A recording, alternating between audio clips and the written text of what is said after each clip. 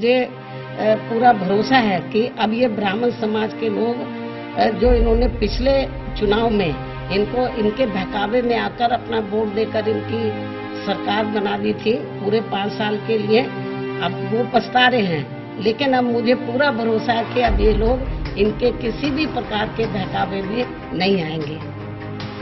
UP चुनाव से पहले बीएसपी प्रमुख मायावती ने बड़ा दांव चला है। सूबे में एक बार फिर से मायावती ब्राह्मणों को साधने में जुट गई हैं। मायावती के इस कदम से बीजेपी में हड़कंप मच गया है।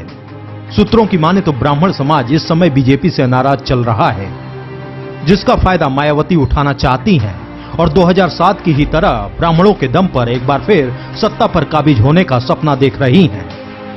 इसी के चलते मायावती एक बार फिर ब्राह्मण सम्मेलन करने जा रही हैं, जिसकी जिम्मेदारी सतीश चंद्र मिश्र को दी गई है। बसपा का ब्राह्मण सम्मेलन 23 जुलाई को अयोध्या से शुरू होगा। 23 जुलाई को सतीश चंद्र मिश्रा अयोध्या में मंदिर दर्शन से ब्राह्मणों को जोड़ने की कवायद शुरू करेंगे।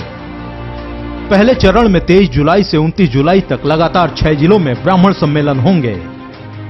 बीएसपी का ब्राह्मण सम्मेलन 2007 के चुनावी अभियान के तर्ज पर होगा। बता दें कि शुक्रवार को लखनऊ में पूरे प्रदेश से लगभग 200 से ज्यादा ब्राह्मण नेता और कार्यकर्ता बसपा दफ्तर पहुंचे थे, जहां आगे की रणनीति पर चर्चा हुई थी। बीएसपी 2007 के सोशल इंजीनियरिंग के फार्मूले पर वापस लौट रही है, जिसमें दलित, ब्राह्मण, ओबीसी और मुस्लिम के फार्मूले के साथ मायावती 2022 के विधानसभा चुनाव में उतरेंगी। गौरतलब है कि साल 2007 में मायावती ने बड़ी संख्या में ब्राह्मणों को चुनावी मैदान में टिकट देकर उतारा था।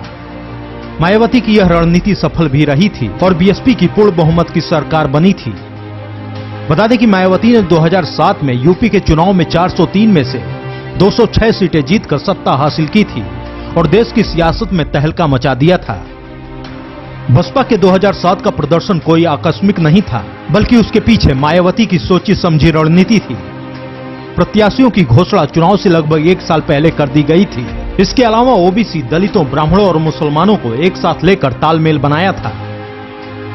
बसपा इसी फॉर्मूले को एक बार फिर से जमीन पर उतारने की कवायद में जुट गई है, जिससे बीजेपी, सपा सहित अन्य दलों में खलबली मच गई है और लोग इसे मायावती का मास्टर स्ट्रोक बता रहे हैं। खैर, मायावती का ये ब्राह्मण कार्ड कितना सफल होगा, ये तो आने वाला वक्त ही बताएगा।